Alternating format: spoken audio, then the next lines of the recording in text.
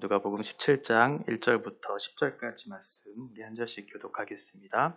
예수께서 제자들에게 이르시되 실족하게 하는 것이 없을 수는 없으나 그렇게 하게 하는 자에게는 화로다. 그가 이 작은 자 중에 하나를 실족하게 할진대 차라리 연자맷돌이 그 목에 매어 바다에 던져지는 것이 나으리라. 너희는 스스로 조심하라. 만일 내 형제가 죄를 범하거든 경고하고 회개하거든 용서하라. 만일 하루에 7번이라도 내게 죄를 짓고 7번 내게 돌아와 내가 회개하노라 하거든 너는 용서하라 하시더라. 사도들이 주께 여짜오되 우리에게 믿음을 더하소서 하니 주께서 이르시되 너희에게 겨자씨 한 알만한 믿음이 있었더라면 이 뽕나무더러 뿌리가 뽑혀 바다에 심기어라 하였을 것이요 그것이 너희에게 순종하였으리라. 너희 중 누구에게 밭을 갈거나 양을 치거나 하는 종이 있어 밭에서 돌아오면 그더러 곧 와 앉아서 먹으라 말할 자가 있느냐. 도리어 그더러 내 먹을 것을 준비하고 띠를 띠고 내가 먹고 마시는 동안에 수종 들고 너는 그 후에 먹고 마시라 하지 않겠느냐. 명한대로 하였다고 종에게 감사하겠느냐. 너희도 명령받은 것을 다 행한 후에 이르기를 우리는 무익한 종이라 우리가 하여야 할 일을 한 것뿐이라 할지니라. 아멘. 17장은 제자들에게 지금 하고 계신 말씀입니다. 하나님 나라 그리고 제자로서의 삶에 대한 그런 내용들을 계속해서 이어서 말씀하고 있는 그런 내용들이죠. 예수님께서 하나님 나라에 들어가기 위한 그런 조건 그리고 그 나라 백성으로서 살아내기 위한 그런 필요한 것들이 있는데 너무나 많이 있겠죠. 그런데 지금 17장에서 얘기하고 있는 중요한 주제는 하나님 나라에 들어가기 위한 조건, 하나님 백성으로서 살아가기 위해 필요한 것은 그 어떤 율법, 바리새인들이 그렇게 목숨을 걸고 지키고자 했던 율법, 그리고 부자들이 재물을 가지고 자신의 삶을 영위하고 그렇게 안정된 삶을 살아내려고 했던 그런 재물에 대한 것들도 아니고 또 세상적 지위가 너의 어떤 하나님 나라의 백성으로서의 그런 조건들이 아니라 믿음으로써 들어가는 것이 하나님 나라이고 믿음으로써 살아가는 것이 바로 하나님 백성으로서의 삶의 태도이다라는 것을 말씀하고 계십니다. 17장에서는 1절부터 2절까지는 실족해 하지 말라라고 하는 내용들이 있고 3절과 4절에서는 어떤 형제가 회개하거든 용서하라고 그것도 끝까지 용서하라고 얘기하고 있어요. 그러면서 7절부터 10절까지는 종이 주인에게 순종하는 것이 너무나 마땅한 것이 아닙니까? 라고 하는 그런 내용들 그리고 나서는 이제 예수 그리스도에 대한 믿음으로 그렇게 구원받고 감사하는 내용들 내일 볼 내용들인데요. 그런 것들을 다 중심으로 여러 가지 현상들을 기록하고 있는데 그 중심에는 바로 믿음이라고 하는 요소가 있다라고 하는 것입니다. 5절과 6절에서 그런 믿음에 대해서 지금 설명해 주고 있는 것이죠. 그래서 하나님께서 우리를 구원하신 것과 그 백성으로 살게 하신 것은 우리의 어떤 자격, 우리의 지위, 조건으로서가 아니라 하나님에 대한 절대적인 신뢰를 바탕으로 하나님에 대한 절대적인 믿음으로 가는 곳, 살아내는 곳, 그것이 바로 하나님 나라이고 너희가 가야 할 그런 길들이다라고 하는 것들을 말씀하고 있는 것입니다. 1절 보시면 예수께서 제자들에게 이르시되 실족하게 하는 것이 없을 수는 없으나 그렇게 하게 하는 자에게는 화로다.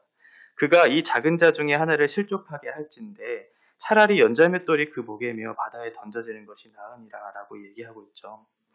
제자들에게 실족하게 하는 것은 잘못된 것이라고 얘기하고 있어요.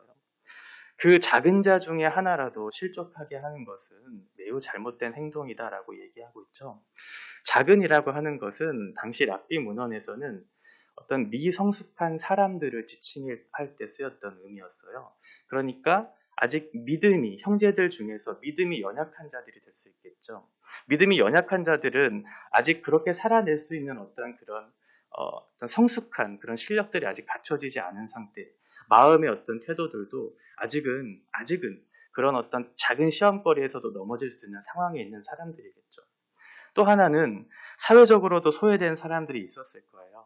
지금 누가복음 17장 전에 우리가 계속 봐왔던 장면들을 한번 기억하시면 탕자의 비유들도 있었고요. 그리고 몸이 불편한 자들, 저는 자들, 맹인들, 그리고 수종병에 들렸던 자, 몸이 꼭 부러져서 사회적으로 받아들여지지 않았던 사회적 약자들에 대한 그런 메시지들을 계속해서 보고 있는데, 아마도 믿음이 연약한 자들뿐만 아니라 사회적으로 소외된 그들을 향한 예수님의 말씀을 지금 하고 계신 것 같아요. 바리새인들은 그들을 받지 못했지만 너희 제자들은 그러한 자들도 실족하게 하는 것은 하나님 나라의 백성으로서 올바른 태도가 아니다. 만약 너희들이 그러한 실족하게 하는 행위들을 하게 된다면 차라리 연자맷돌을 목에 메어서 바다에 떨어뜨리는 것이 낫다라고 얘기하고 있죠.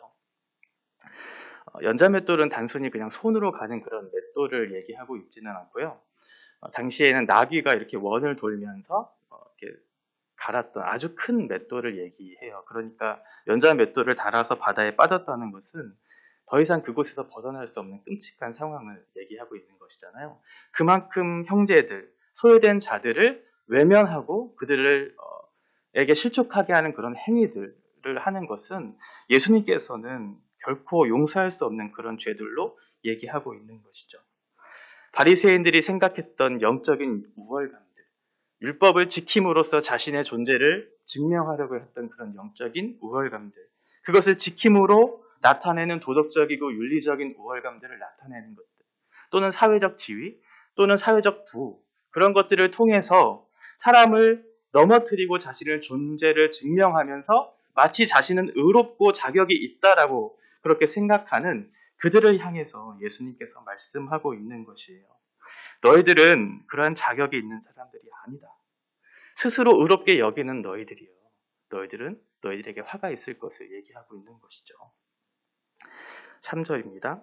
너희는 스스로 조심하라. 제자들에게 지금 조심하라고 얘기하고 있어요. 만일 내 형제가 죄를 범하거든 경고하고 회개하거든 용서하라. 만일 하루에 7번이라도 내게 죄를 짓고 7번 내게 돌아와 내가 회개하노라 하거든 너는 용서하라 하시더라. 이런 용서 그리고 어떤 서로에 대한 책임 이런 것들은 공동체 안에서 매우 중요한 것이죠. 어떠한 사람이 지금 죄에 빠져서 허우적대고 있어요.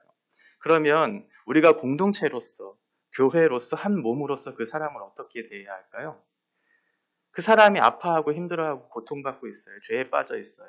그러면 그 사람을 정죄하고 비난하고 모른 척하면서 그렇게 살아가는 것이 아니라 따뜻하게 다가가서 권면해야 되겠죠. 경고하라는 말씀은 정죄하라는 말씀은 아니에요. 너 왜 그랬어? 라고 하면서 너 그렇게 살면 돼? 라고 그런 식으로 정죄하는 것이 아니라 한 형제니까 가족이고 몸이니까 따뜻하게 가서 형제님, 자매님 우리가 비록 이 땅에서는 죄를 지을 수밖에 없는 상황 속에 살아가지만 그래도 이 말씀대로 저희들이 순종하며 살아가고자 노력하면서 그렇게 서로 도와가면서 살아가야 되지 않겠습니까? 라고 하면서 권면하는 거예요. 그럴 때 분명하게 메시지를 전해야 되겠죠. 죄에 대한 돌이킴은 거기에 대한 분명한 깨달음을 통해서 돌아오는 것이지 그냥 애매하게 그렇게 두루뭉술하게 그렇게 얘기해서 죄에 대한 그런 돌이킴을 돌아오는 것은 거의 불가능한 일이에요. 그래서 복음을 전할 때는 자신의 죄에 대한 명확한 인식을 할 수 있도록 그 사람에 대한 상태에 대해서 명확하게 얘기해 줄 수 있어야 돼요. 따뜻하게 돌아와야 우리가 하나님 나라의 백성으로 바르게 살 수 있지 않겠습니까? 라고 하는 서로에 대한 관심과 책임들을 가지고 공동체 안에서 그렇게 하는 것이죠. 그러면 그 권면을 받고 자기의 죄를 돌이켜 용서를 구하는 그 형제를 받아내야 한다라고 얘기하고 있는 거예요. 왜 받아내야 할까요? 우리도 그런 상태에 있었으니까 그래요. 만일 우리가 하나님으로부터 버림을 받아서 용서하시는 하나님을 경험하지 못했다면 아마도 우리는 이 자리에 있는 그런 은혜를 누릴 수는 없었을 거예요. 그러니 너희들도 그러한 상태에 있었던 사람들이라면 그 지체가 용서를 구하고 회개하면 그 지체를 받아들이고 용서해야 한다라고 하는 것을 말씀해주고 있는 것이죠. 회개하고 예수를 믿고 돌아오는 것. 그것은 우리가 어제 들은 말씀을 한번 생각해 보면 회심이잖아요. 그러니까 구원을 받기 위한 첫 번째 회심이 있어야 되죠. 회개와 믿음이 있어야 되죠. 그러나 그것뿐만 있으면 안 되고 계속해서 믿음에서 믿음으로 살아가려고 하는 그러한 계속되고 반복적이고 지속적인 그런 회심이 우리 가운데 있어야 되는 그러한 사람들이 바로 우리들이죠. 그러하기 위해서는 비록 은혜에서 멀어져 있는 그 상태에 있을지라도 다시 한번 돌이켜 하나님 앞에 회개와 믿음을 가지고 나아갔을 때 하나님이 받으셨던 것처럼 우리들도 그 형제를 마땅히 받아야 한다라고 얘기하고 있어요. 7번이라도. 성경에서 7번은 완전수잖아요. 그러니까 항상 용서하라는 거예요. 계속해서 그가 만약 죄에서 돌이켜 용서를 구한다면, 회개한다면 너희는 마땅히 받아야 한다. 하나님 나라는 이런 곳이다. 하나님 백성은 그런 사람들이다라는 것을 얘기해주고 있죠. 5절부터 6절까지는 믿음에 대해서 얘기하고 있어요. 실족하게 하지 말라라고 하는 것, 그리고 형제를 받아내고 용서하는 것이 쉽지는 않잖아요. 그러니까 제자들이 예수님의 그 말씀을 듣고 나서 어떠한 마음의 상태가 되었을까요? 예수님 참 이 쉽지 않은 내용들을 우리에게 요구하시는데 우리가 어떻게 해야 될까요? 라고 그런 질문들을 했을 거잖아요. 그래서 5절과 같은 반응이 지금 일어나는 거예요. 사도들이 주께 여짜오되 우리에게 믿음을 더하여 주십시오 라고 얘기하고 있어요. 사도들이 구했던 것은 믿음이었어요. 지금 예수님은 실족하게 하지 말라라고 얘기하고 있고 용서하라고 얘기하고 있어요. 그러면 제자들이 예수님 제가 저 사람을 실족하지 않을 수 있도록 도와주세요. 제가 저 사람을 용서할 수 있도록 도와주세요라고 그렇게 구체적으로 그 상황에 대해서 설명하고 그것을 도움을 구하는 것이 사실은 맞는 것 같은데 예수님은 제자들은 그렇게 구하지 않았어요. 믿음을 구하고 있죠. 믿음. 그러니까 제자들은 알고 있었던 거죠. 내 실력으로는 나의 의로는 나의 자격으로는 어떠한 사람을 실족하게 하지 못하는 것, 어떤 사람을 용서하는 것은 불가능하다는 것을 알고 있었던 거예요. 그래서 예수님께 믿음을 구했던 거예요. 실족과 용서, 그것을 할 수 있는 그 근본적인 힘은 바로 믿음으로부터 나온다는 사실을 제자들은 알고 있었던 것이죠. 그래서 예수님께 이렇게 구한 거예요. 믿음을 더하여 주십시오. 그러면 믿음을 구했으면 제자들이 예수님이 칭찬할 만하잖아요. 그래, 잘했다. 나에게 믿음을 구했구나. 라고 칭찬할 만한데 예수님께서 뭐라고 말씀하냐면 주께서 이르시되 너희에게 겨자씨 하나할 만한 믿음이 있었더라면 이 뽕나무더러 뿌리가 뽑혀 바다에 심겨라 하였을 것이요 그것이 너희에게 순종하였으리라 말씀하고 있어요. 그러니까 예수님은 지금 어떤 믿음의 어떤 크기나 질을 높여달라고 지금 얘기하는 그런 어떤 제자들의 상황에 대해서 오히려 얘기하고 있죠. 믿음의 크기나 믿음의 질이나 이런 것들보다는 너가 지금 현재 소유하고 있는 그런 믿음 자체가 중요한 것이다 라고 얘기해주고 있는 거예요. 믿음이 지금 너에게 존재하고 있다면 그 말씀을 따라 살아갈 수 있는 힘은 그 안에 주어지니까 네가 갖고 있는 그 믿음을 따라 그 말씀을 살아내도록 하나님 앞에 구하고 그것을 따라 살아가려고 말씀하고 있는 것이죠. 뽕나무를 뽑는다는 것은 사실 되게 어려운 일이거든요. 뽕나무는 나무 중에 그 뿌리가 매우 깊고 넓어서 그것을 뽑는다는 것은 매우 힘든 일이었어요.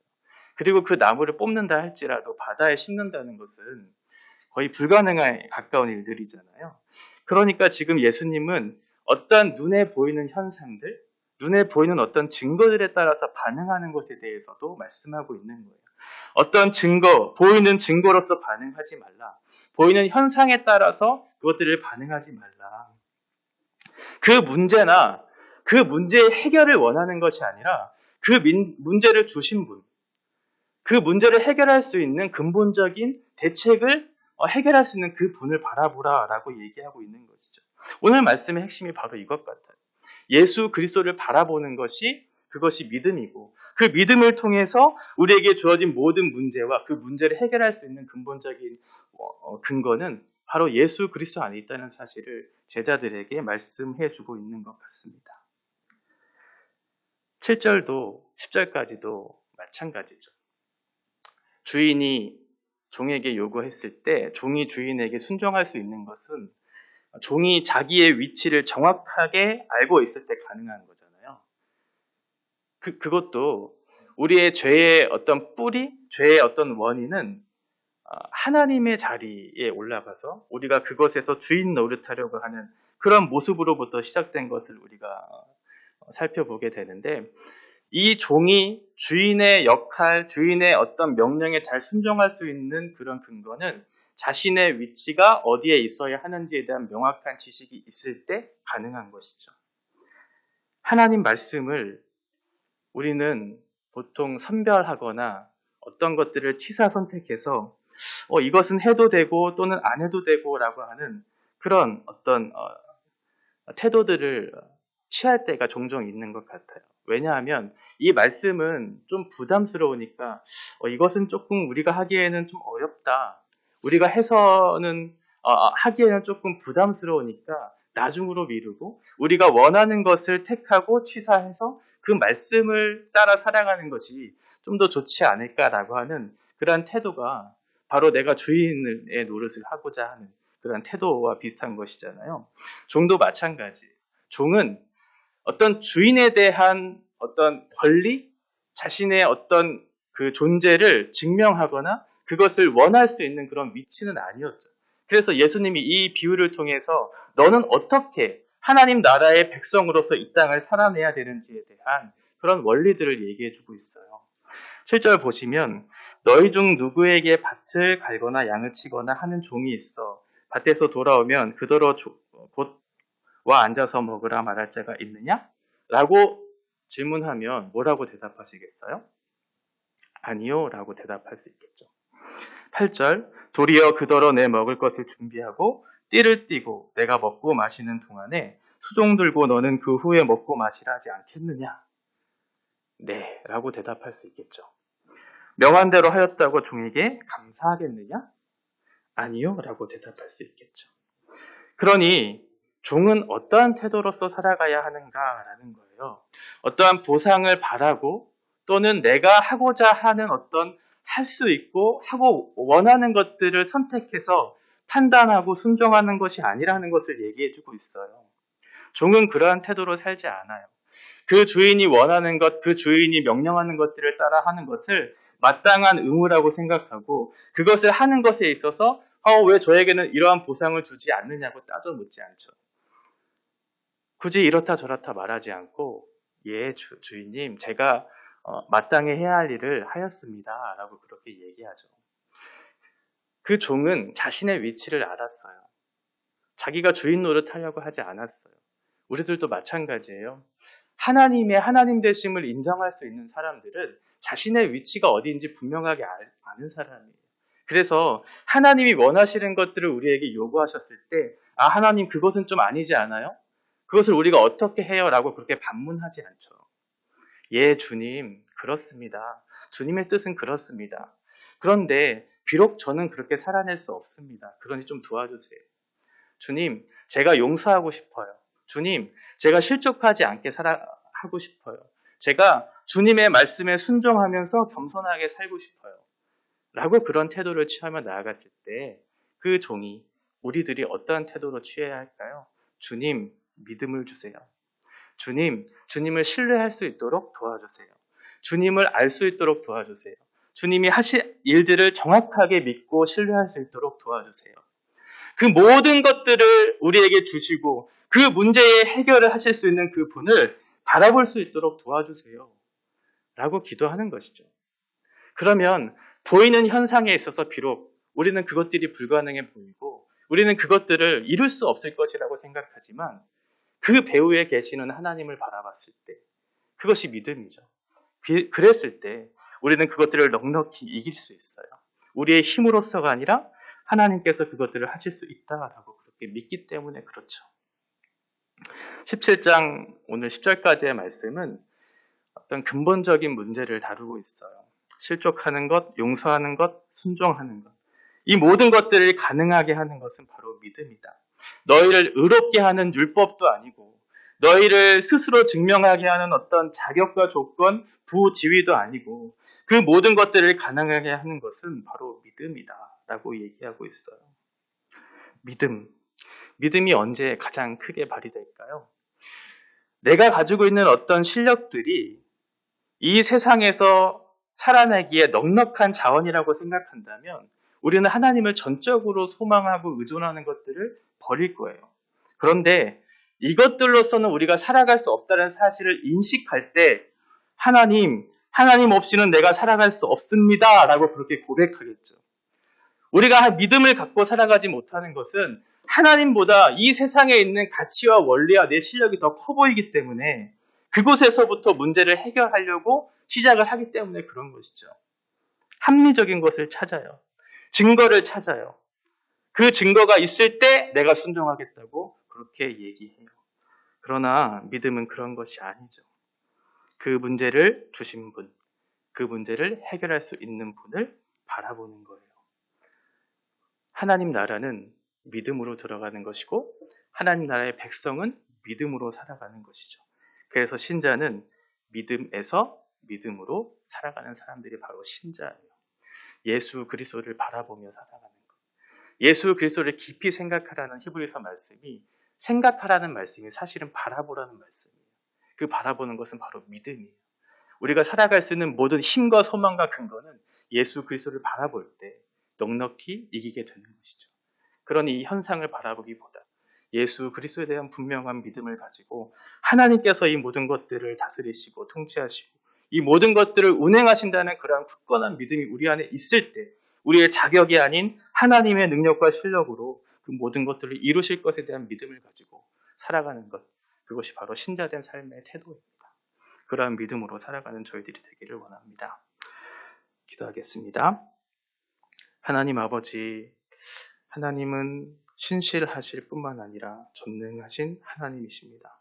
우리는 하나님의 자녀이고 하나님께서 우리를 돌보시고 인도하신다 말씀하여 주셨습니다. 하나님 아버지, 우리에게 주어진 갖가지 여러 가지 현상들과 문제들이 너무나 많이 있습니다. 그래서 우리의 마음을 실족하고 또 그것들을 통해서 다른 사람을 실족해 하고 또 다른 사람들을 용서하지 못하는 근거가 우리 안에 있다고 그렇게 생각하면서 자기를 높이고 자기의 실력을 개발하려고 살아갑니다. 그러나 주님, 우리가 바라볼 것은 이 세상이 아닙니다. 이 세상에 있는 것들로 우리의 삶을 경영하려는 태도를 버리고 오직 신실하시고 이 모든 것들을 통치하시는 예수 그리스도를 바라볼 수 있는 그런 믿음이 우리 안에 있을 수 있도록 하나님께서 저희와 함께하여 주시옵소서. 예수님의 이름으로 기도합니다. 아멘.